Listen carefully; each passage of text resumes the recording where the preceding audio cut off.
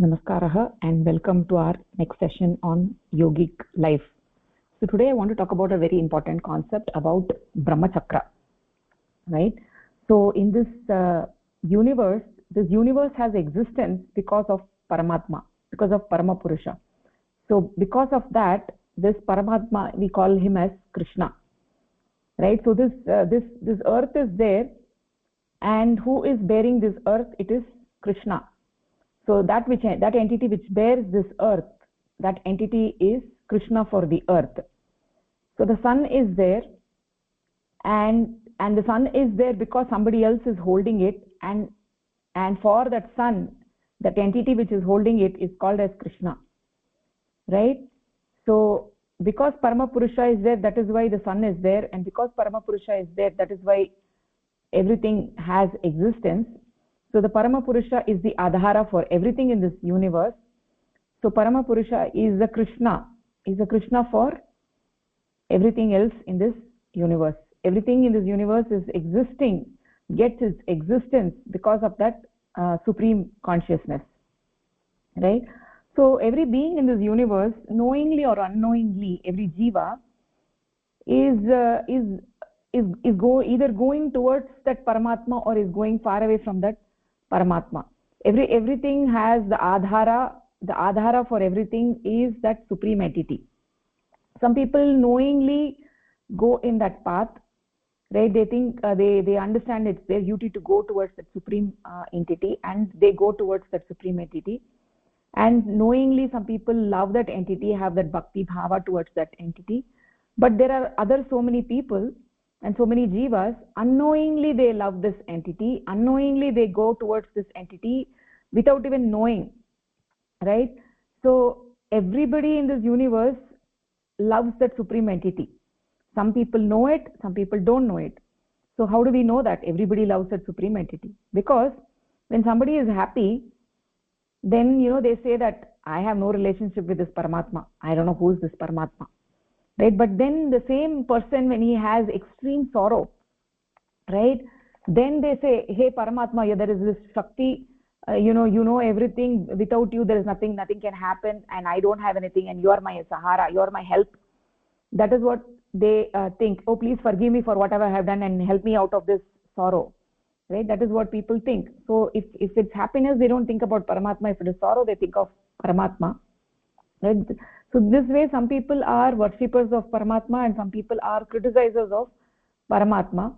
But knowingly or unknowingly, everybody relies on that Paramatma, and everybody loves that entity, right? Some people know it, knowingly do it, some people unknowingly do it, right? So the human beings in this world, they have attraction to the small things of this world. They're attracted to that, and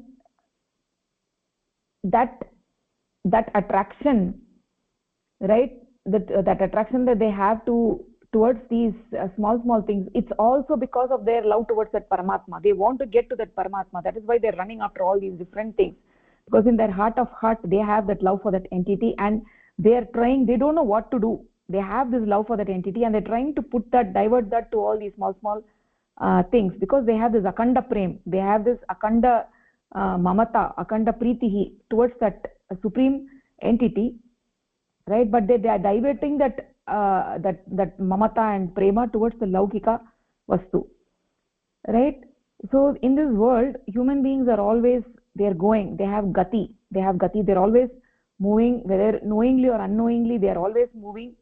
And if there is no movement, that means one has got death, right? So otherwise, every being in this universe is constantly moving either towards that Purushottama or far away from that Purushottama. So the gati is the nature of the human beings. So if there is no gati, then we can consider the jiva as dead, right? So everybody who is living in this universe, every jiva, is wanting to move forward. Everybody wants to do his work, right? Everybody wants to work in this world. Everybody wants to do seva. They want to progress, right? Ultimately, that is what is the goal, right? So the human beings are going, they are having one kind of bhavana in their heart, right? So they are thinking that love for that supreme entity, they are thinking that can be obtained by getting all these stula vastus, getting all the laukika vastu, right? So they are having this stula bhavana in their heart, and they are moving. And then there are other people who are having this manas bhavana, which is the sukshma bhavana, and where they have the bhakti bhava, and they're moving towards that supreme entity, right? So what object we keep as our vastu of our ideation for the mind, right? Whatever vishaya, what is the vishaya of our mind, right? According to that, the mind either elevates or it degrades. If the vastu or the vishaya of the mind is the laukika, the things of the world, then the mind degrades.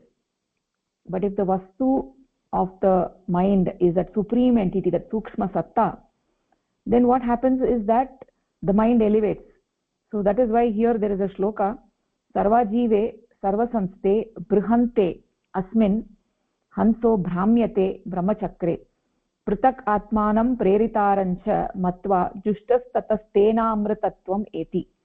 Sarva jive sarva sanste brihante. So all jivas in this world, they are rotating around that purusha who is in the center, right?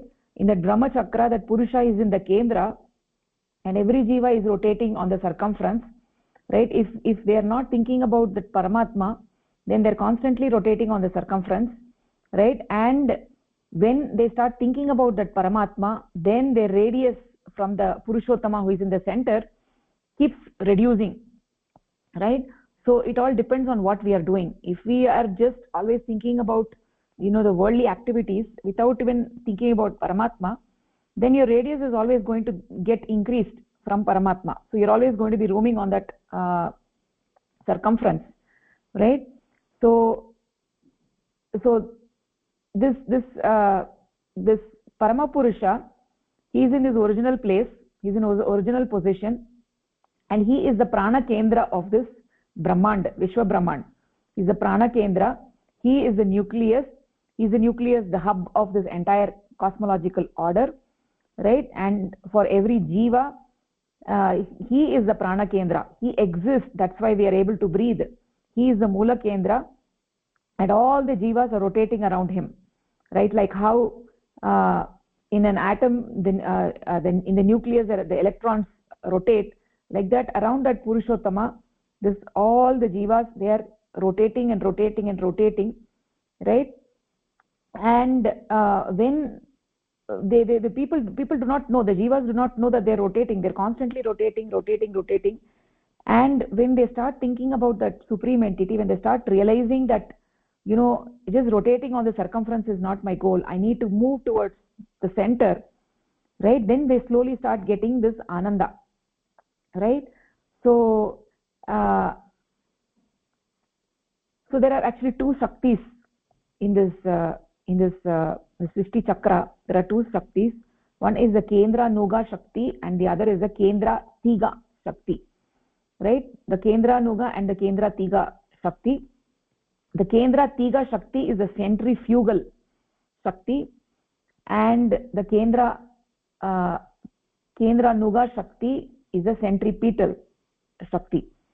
So the Kendra Tiga Shakti is on the Sanchar Dhara. When you're moving from 12 o'clock to 6 o'clock, right, in the Srishti Chakra, how from the Purusha the whole universe emerges. So from the Purusha you're moving away. When the Jagat is created, you're moving away from the Purusha, and that centrifugal Shakti, Kendra Tiga, you're moving away from the nucleus, right? And that is called as the Avidya Shakti. And in the Sanchar Dhara, from 6 o'clock to 12 o'clock, you're moving towards the Kendra, and that Shakti is centripetal, Kendra Nuga Shakti. It is also called as the Vidya Shakti, right?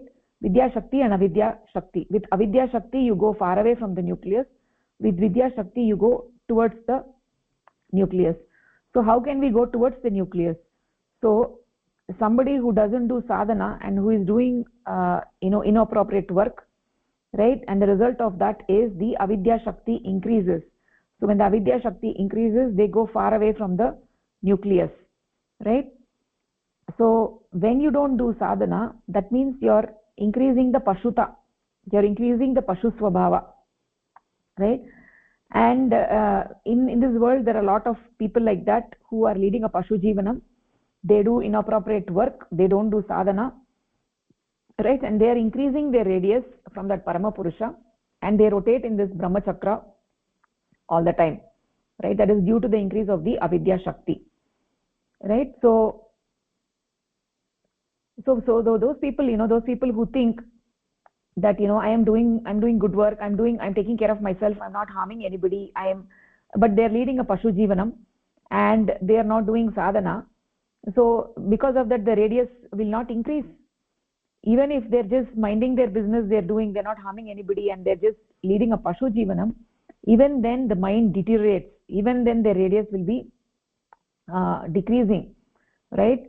So in order to go towards that supreme entity and reduce the radius, what one needs to do is one needs to do sadhana. It's very important. One needs to do the sadhana. One needs to go inwards, right?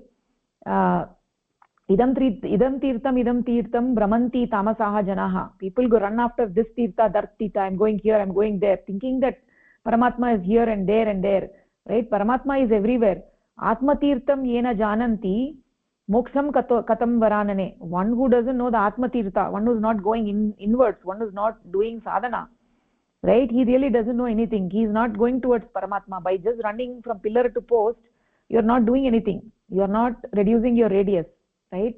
So what one needs to do to reduce the radius is one needs to do sadhana. When you do sadhana, what happens? The vidya shakti reduces, vidya shakti increases, right? So just people who think that not doing sadhana, I'm not harming anybody, I'm a good person, and just leading a pashu jivanam, they're increasing that pashu swabhava.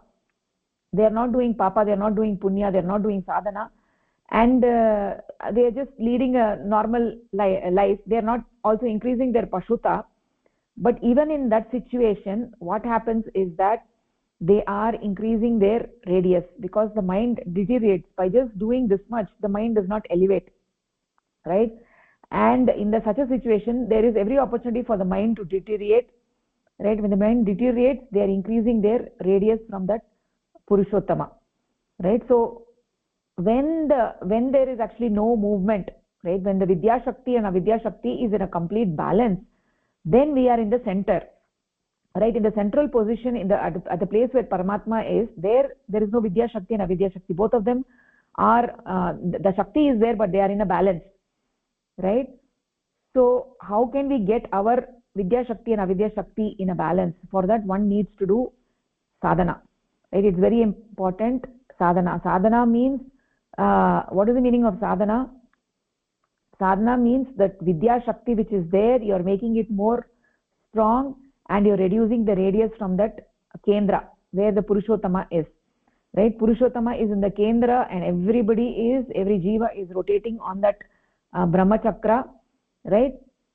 So every jiva has these two bhavas. One is the jagatika bhava and one is the bhavatmaka bhava. So that is the adhyatmika bhava. So they might have a bhava towards the the things of the world, or they may have an adhyatmika bhava, but everybody in this brahma chakra is rotating. The people who have the adhyatmika bhava and doing sadhana, they go towards the kendra. People who are worshipping the laukika vastus, thinking about the laukika vastus, they just roam around in the circumference, right? They roam in the circumference, and they will not reduce their radius, right? They will not go near the supreme entity. They cannot go near the supreme entity.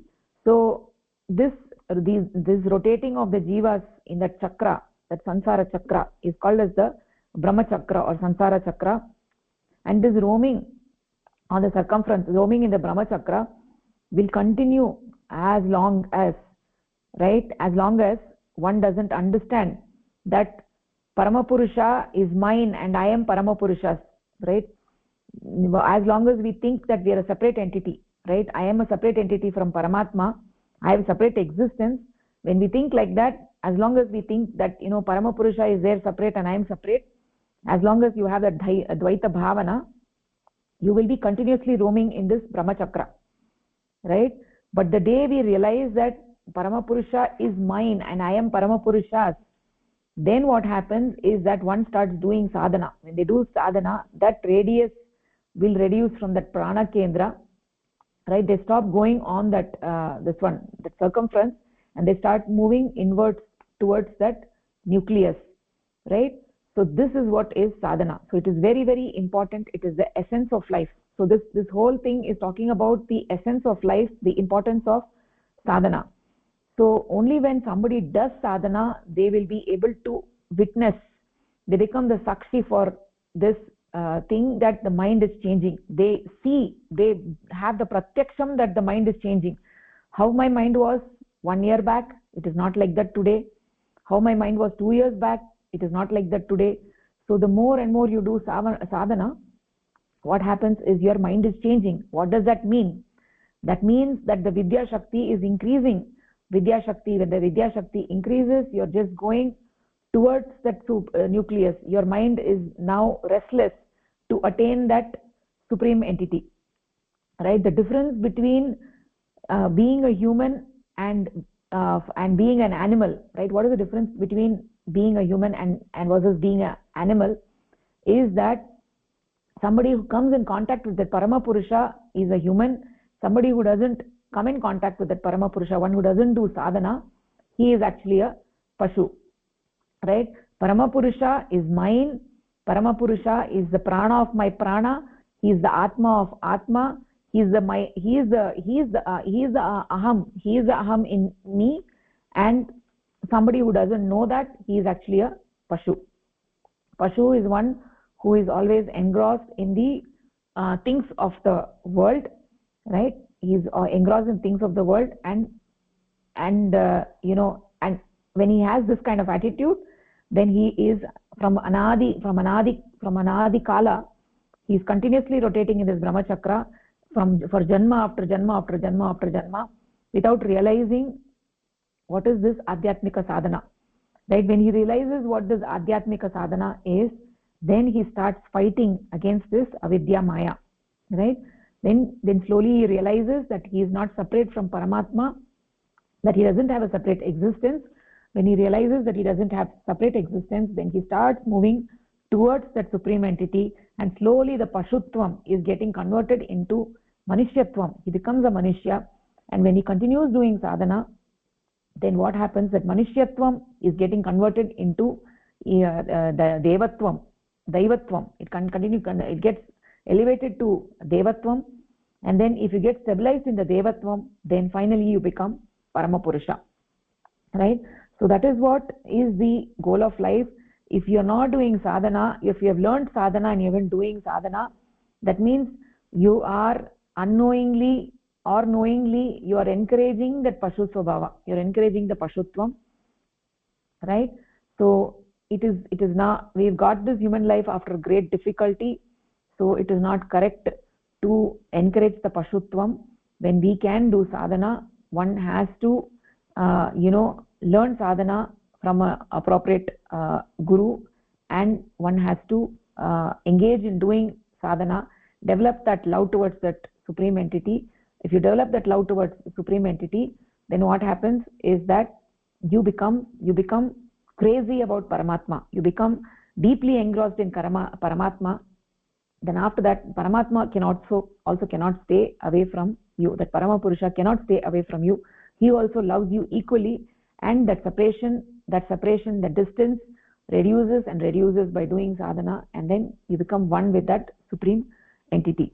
Therefore, it is important to do sadhana. It is important to learn sadhana. If you're not learning sadhana, you are wasting your whole life. You're wasting your life. When you know that you have to do sadhana, even after knowing you haven't learnt it, you're not doing, that means you're wasting your whole life. Pratagatmanam preritarancha matva, right? This rotating around the nucleus continues as long as one thinks that I'm separate from that supreme entity, right? The one who has sent us to this universe is that Parama Purusha, right? And who is in the nucleus, he's the one who sent us over here. And as long as we think we are separate entity from that supreme entity, we'll have to rotate in the Brahma Chakra, Janma after Janma, Yuga after Yuga, right? And this rotation will never end, right? And this rotation will this rotation and moving in the circumference is the Leela of Paramapurusha. Right? What does he want? What does Paramatma want? Right? Paramatma also wants that our radius reduce and we merge with him. Right? So when a child starts walking, when a baby starts walking, right? So see, for 12 months or so, the baby is just lying and it's not doing anything, and slowly, 1.5 years, it slowly tries to, 2 years, it tries to walk, right? Automatically it realizes that it doesn't need to be lying all the time, and it needs to move, right? And it wants to move, it wants to explore. Then the baby slowly starts walking, right? They slowly starts walking, and then what does the mother or father do? Mother or father will encourage the baby. The mother or father will say, please come. That's what the mother or father says, right? Like that, in this world, all the jivas are the children of that supreme entity, right? Because that is the source from which we have emanated. So that is that supreme entity is the father or mother of this whole universe, right? So when the jiva realizes that I have to go towards the kendra, right? And what does Paramatma do that time? Paramatma, just like a mother or a father, Paramatma says, come. The Paramatma encourages us. Paramatma encourages just like a mother or father would encourage the child, and Paramatma encourages us. And how does Paramatma know that we are trying to walk? How does he know? How does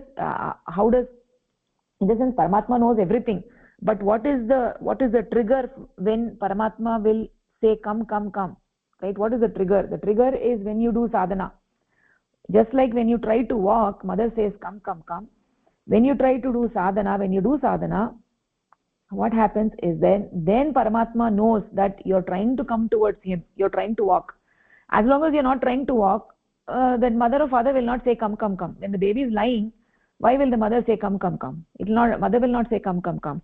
But when the baby starts walking and it tries to walk, that is when mother says come. Like that, when you start doing sadhana, that is when Paramatma starts saying come. I want you to come, and the Paramatma encourages you. He provides the opportunity for you, and by doing the sadhana, not only you get anand, but that Paramatma also gets anand. He Sachidanandaha, right? He Sachidananda Swarupaha, he is Ananda Swarupaha, right? His ananda increases when you do sadhana, right? So in order to go towards him, when you make the effort to go towards him, you also get ananda, you also get the anand. So when you do sadhana, when you finish the sadhana, you can experience the bliss, can experience the calmness of the mind, right? So that not only you get the ananda, Paramatma also gets the ananda, and he says, oh my child, please come towards me. This attraction is mutual. This attraction towards that Paramatma is mutual.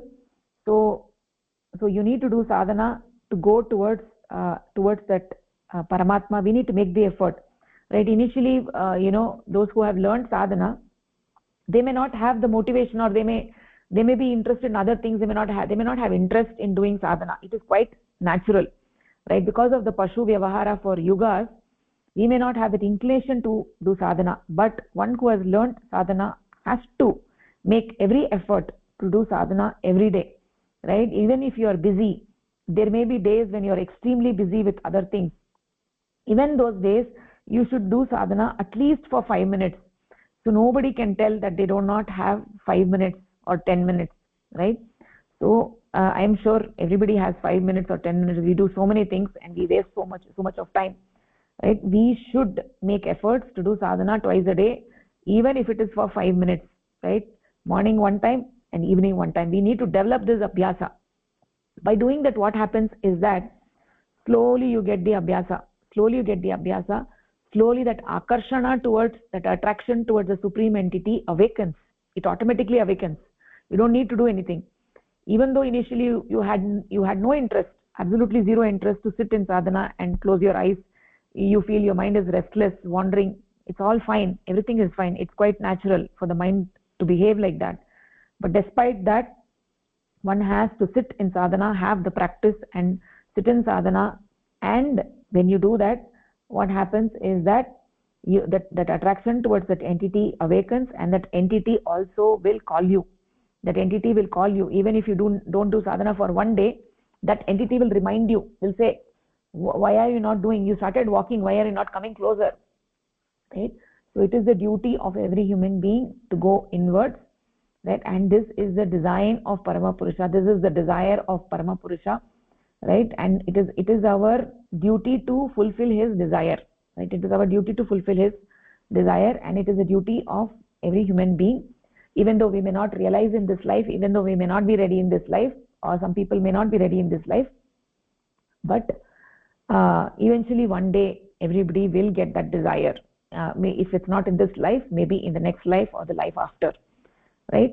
So when we have learnt this path and when we have understood this path, we need to make efforts to learn sadhana and dedicatedly sit in sadhana and go inwards. So that is what I wanted to discuss today, that it's very, very important to do sadhana. That is the crux of life, the goal of life.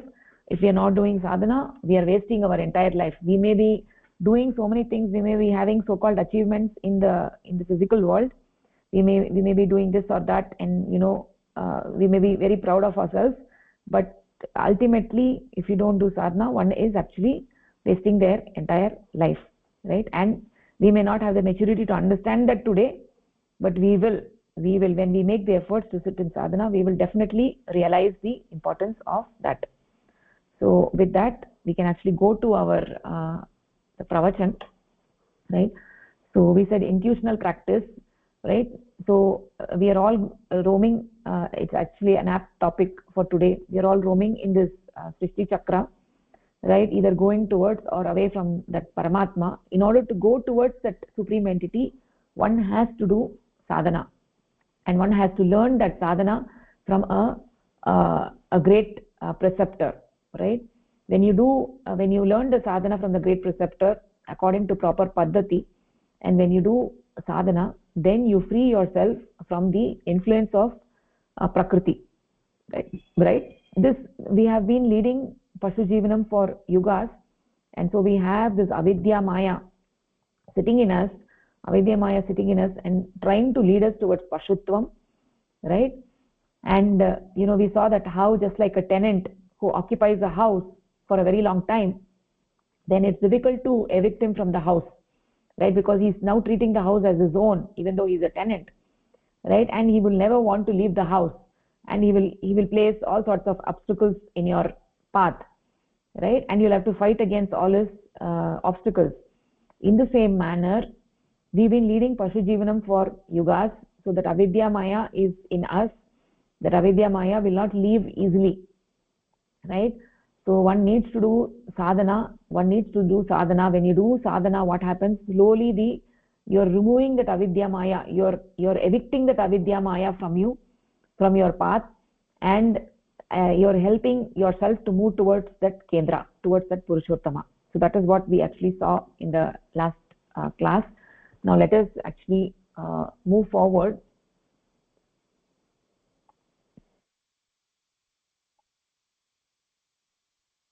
I'm just going to share my screen in 1 second.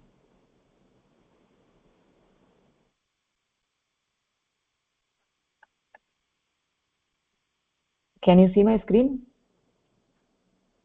Bhagini. Okay. So actually, let's move forward. You want to take Bhagini, Pushpalata Bhagini? Bhagini. Sadhana or intuitional practice, as taught by a great preceptor, is a way to remove avidya maya. Only success in sadhana can make avidya maya loosen its hold. So the beginning of true sadhana is marked by great resistance from avidya maya, which through the obstacles it creates, try to compel one to give up sadhana. In its attempts to subdue avidya maya, sadhana will naturally meet resistance from the evil force of avidya maya. Obstacles in sadhana and intuitional practices should be regarded as an indication of one's success in one's attempt to remove avidya maya. Obstacles are not created by God or the great preceptor Sadguru, as they wish every one of the units to become emancipated like themselves. They are created by Prakriti, against whom one is waging war. If one is to win, Prakriti has to be defeated with the weapon of sadhana, against which avidya maya defends itself by placing obstacles in one's ways. Obstacles in sadhana should be regarded as good signs, indicating that the influence of avidya maya is beginning to wane. So this paragraph essentially tells what vidya maya does to, or resistance some avidya maya does to do to a person who is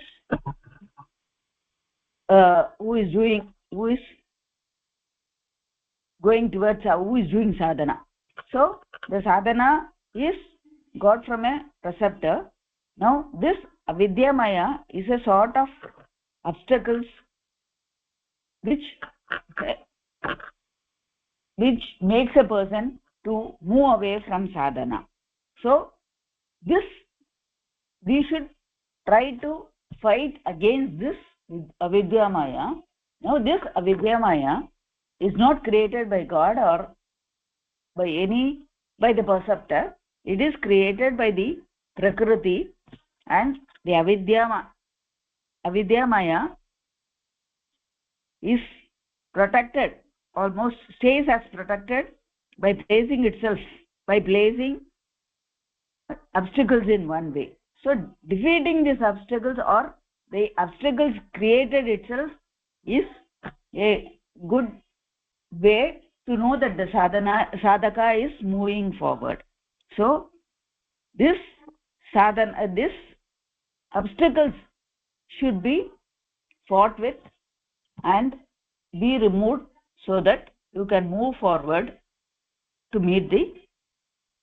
to go into the path of Vidyamaya and to go to the supreme entity. That's what this paragraph says.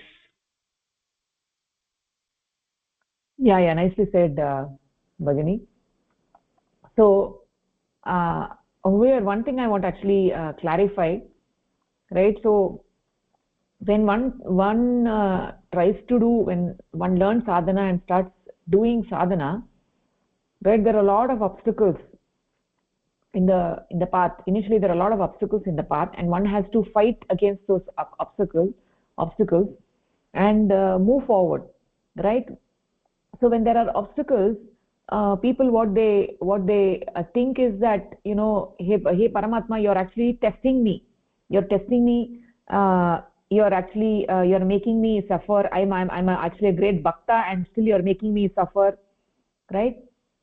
So these obstacles are not created by God, right? It's not created by Paramatma, right? As Paramatma wishes that every jiva become mukta purusha like himself, right? So the Parama Purusha doesn't hamper the growth of his disciples, right? He never tries to push the disciple off the path, nor does he try to undermine their forward movement, right? So the sadhaka sufferings are caused by the samskaras which one created themselves, right? So one should not therefore not be afraid of experiencing the reactions, or accuse Paramapurusha of injustice on this account, right? So human beings often complain, God, so you had this in store for me, is this the reward, or so much of my worship, right, and for so much of my charity? Such complaints are actually foolish and also sinful, right? So that point I wanted to clarify, that Paramatma never tests his disciples, right? So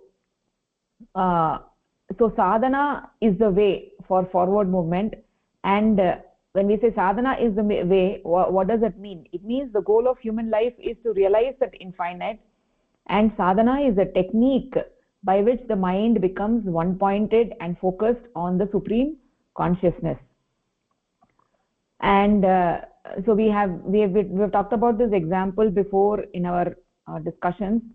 So if the baby is playing with the mother's car keys and having a very good time with those keys, and if the mother wants those keys, then, and if the mother is intelligent, she will give another toy, she will give a better toy to the child, and as soon as the child gets the better toy, it will just throw the keys, and the mother can take the keys away, right? But if the child is not given a better toy, and then mother tries to snatch the keys, then the child will cry, right? But if the mother gives the child a better toy, then the baby will lose interest in those keys. And this is the point of sadhana, that the mind has many crude attractions, and it doesn't let go of those attractions easily, because avidya maya is a tenant of a long time of our mind, right? So avidya maya will not go away so easily, and they are created because of the samskaras, right? The system of prakriti, when we say obstacles are created by prakriti, what that means is that actually the design of the Srishti Chakra, the design of the universe, is that that once the mind becomes sufficiently developed, right, to become the doer of the actions, right, then every action will have an equal and opposite reaction, right? Human beings come at 10 o'clock in the Srishti Chakra, and they become the doers of their actions because they have a more developed mind, and that is a system which is created by Prakriti. So according to the design of Prakriti and Paramapurusha, on the Srishti Chakra at 10 o'clock, the human beings, they come with a very developed mind, right? And therefore they become the doers of their actions. When they become the doers of their actions, they get the samskaras. They get the samskaras, and sadhana is the way for us to remove all the obstacles, remove the avidya maya, right? And this in sadhana, this prakriti is actually not a evil force. When you do sadhana, the vidya maya increases, and that is actually not prakriti is not an evil force. Prakriti is always not an evil force. She is operating according to her own design, right? Prakriti has the three gunas: sattva guna, rajoguna, and tamoguna, and ultimately the sattva guna is predominant from 6 o'clock to 12 o'clock, right, on the pratisanchar dhara. So that is what happens, is that the human beings become the doers of their actions, and then they also have to experience the results of the actions. And this is a system which is created by Prakriti, and because of that, right, that is what leads human beings becoming attracted to the things other than Paramapurusha. Ultimately, through yogic life, the mind becomes more pinpointed, more and more focused on the infinite, right? Just like the analogy that we saw about the baby. So if the baby gets the better toy, then it's going to lose interest in the car keys. So sadhana is the way, and the reason that sadhana is the way is because it is the way of training the mind and having the mind get the experience, the direct anubhuti of that infinite.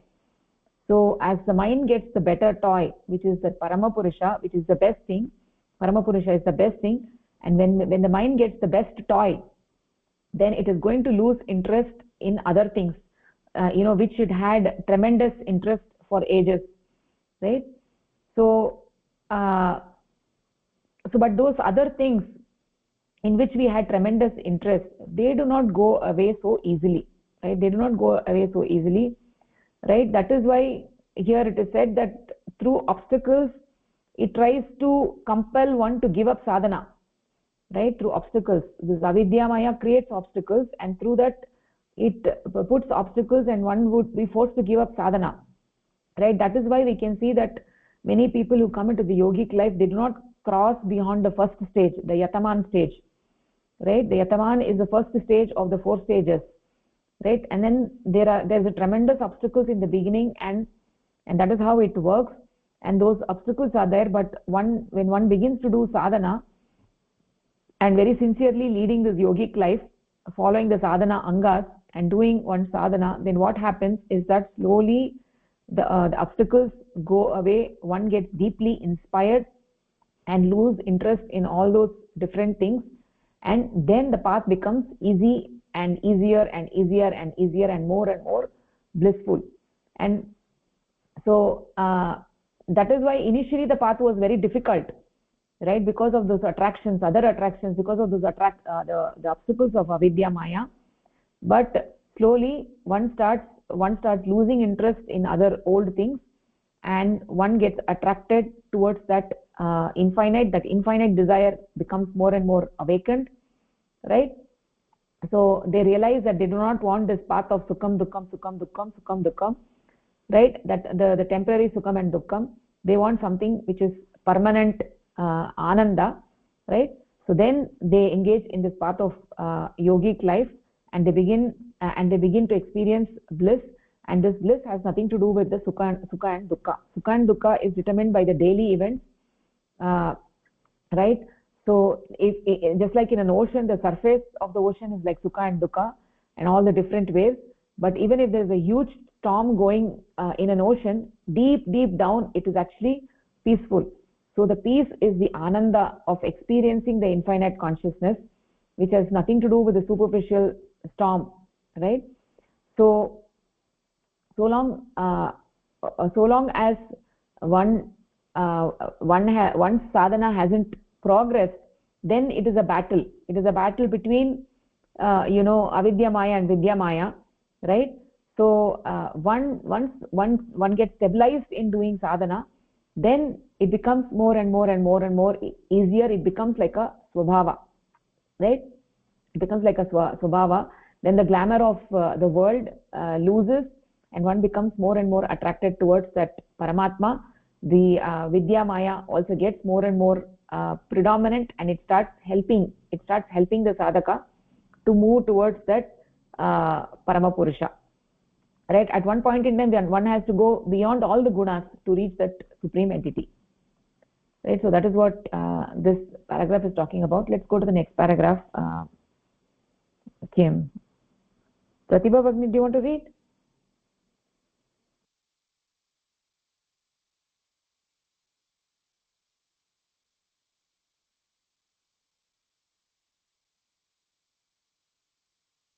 Are you there?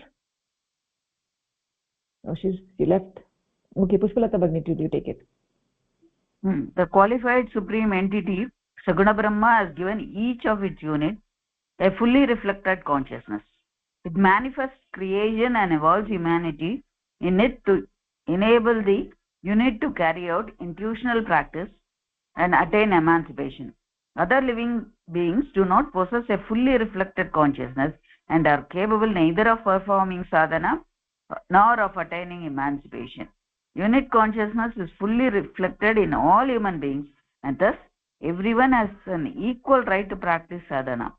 No other living beings, till they are evolved to the stage of human beings, have the capacity to perform intuitional practice. Now, the qualified supreme entity, Saguna Brahma, has given all its units a fully reflected consciousness. So it manifests creation and evolves humanity in it to enable that the unit carries out intuitional practice and attain emancipation. But this is not possible in other living beings, as they do not possess a fully reflected consciousness and they are not capable of performing sadhana or nor of attaining emancipation. Unit consciousness is fully reflected only in human beings, and everyone has the right. It is fully reflected in all human beings, and they have got every right to perform sadhana. So no other living beings other than human beings can do this because they don't have a fully reflected consciousness. This is what is said in this paragraph. Yes, Bhagini, beautifully said. Thank you. So this is a very important point, that there is only one jati, and that is the Manava jati. And an entity is a human being by the virtue of the fact of having an infinite desire. So anybody who has this infinite desire, we call them as Manava, right? So that is what is the definition of a human being, and what it means to be a human being is that the seed of infinite desire is there, right? Not all human beings realize it in their life. It means, they have the desire, they have it within them, whether they know it or not. It is manifesting itself in every aspect of their existence. And if they don't know it, they abuse the faculty, and if they realize that they have it, then they begin to make proper use of that faculty, right? It's a faculty. It's actually a blessing of having an infinite desire. So this fully reflected consciousness is intimately related with that desire that we have, the potential to fully realize the infinite within us. And with this fully reflected consciousness, that we have talked about, like a puddle of water on the roadside, and if there is mud, then even on a full moon night you're not going to see the moon clearly reflected on the puddle of water, right?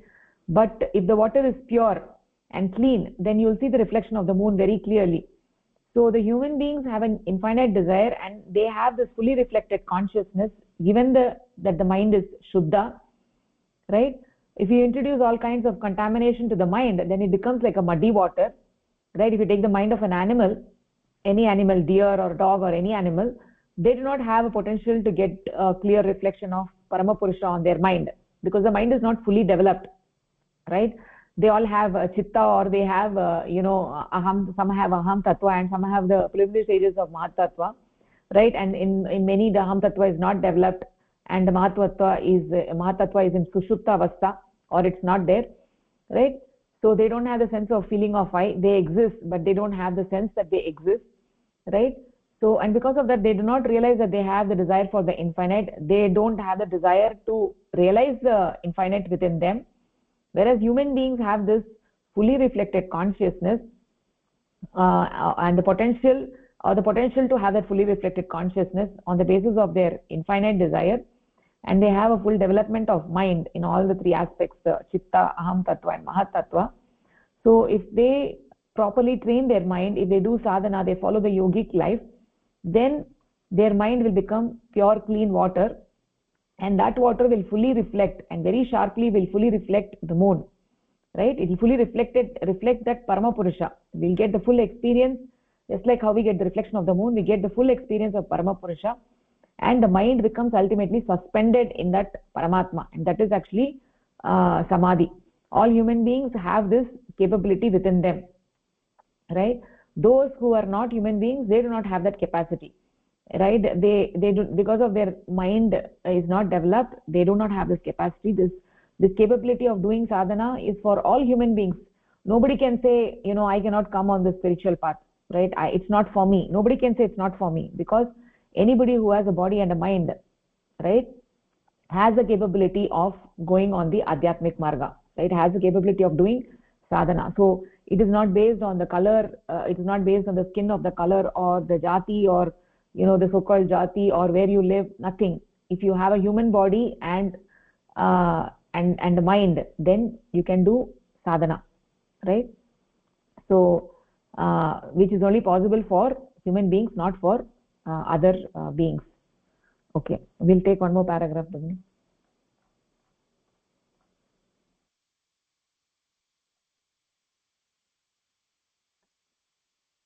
There, Bhagini.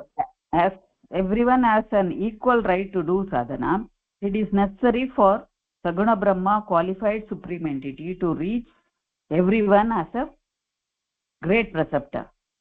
Change this to Taraka Brahma and give brief introduction to Taraka Brahma. But this does not happen because due to people's lack of interest in achieving emancipation, they are not able to claim the right to sadhana. The great preceptor is available only to those who have an earnest desire for emancipation. For them, only the opportune moment has arrived, and they can claim the right to sadhana and find a great preceptor.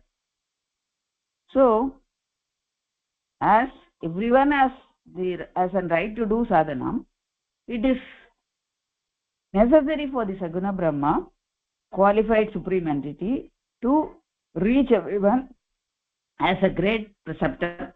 He becomes now the Taraka Brahma. Actually, the Saguna Brahma is taking this one of Taraka Brahma, and this does not happen because due to the people's lack of interest in achieving the emancipation. So they are not able to claim the right to sadhana. The great preceptor is available only to those who earnestly believe in getting a preceptor and who earnestly want to have a desire for emancipation. For them, the opportune moment will come, has come, and they alone can claim their right to sadhana and find a great preceptor, that is a Sadguru, to do sadhana. Bhagini? Yes, yes, Bhagini, nicely said. So that is the point. This paragraph is emphasizing that every human being has an infinite desire, and the desire to reach that supreme consciousness in their life.